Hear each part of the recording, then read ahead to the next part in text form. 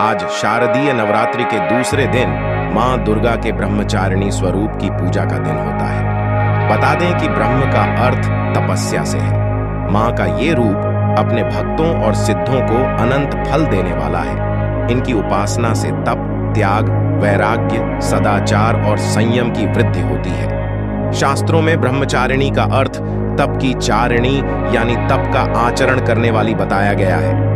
देवी का यह रूप पूर्ण ज्योतिर्मय और अत्यंत भव्य है। इस देवी के दाएं हाथ में जप की माला है और बाएं हाथ में यह कमंडल धारण किए हैं। चलिए जानते हैं इनका कथा के बारे में। मान्यता है कि पूर्व जन्म में इस देवी ने हिमालय के घर पुत्री रूप में जन्म लिया था और नारद जी के उपदेश से भगवान शंकर को पति रूप में प्राप्त करने के लिए घोर तपस्या की थी। इस कठिन तपस्या के कारण इन्हें तपश्चारिणी अर्थात ब्रह्मचारिणी नाम से अभिहित किया गया। 1000 वर्ष तक इन्होंने केवल फल फूल खाकर बिताए और 100 वर्षों तक केवल जमीन पर रहकर शाक पर निर्वाह किया।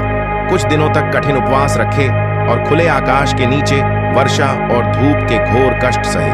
3000 वर्षों तक टूटे हुए बिल्व पत्र खाए और भगवान शंकर की आराधना करती रही। इसके बाद तो उन्होंने सूखे बिल्व पत्र खाना भी छोड़ डाल दिए।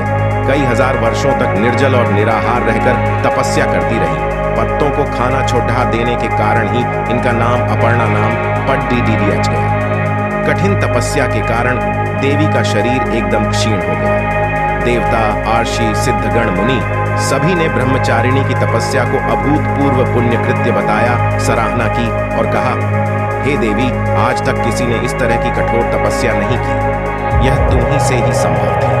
तुम्हारी मनोकामना परिपूर्ण होगी और भगवान चंद्रमौली शिव जी तुम्हें पति रूप में प्राप्त होंगे। अब तपस्या छोड़कर घर लौट जाओ। जल्द ही तुम्हारे पिता तुम्हें बुलाने आ रहे हैं। मां ब्रह्मचारिणी देवी की कृपा से सर्व सिद्धि प्राप्त होती है। दुर्गा पूजा के दूसरे दिन देवी के इसी स्वरूप की उपासना की जाती है।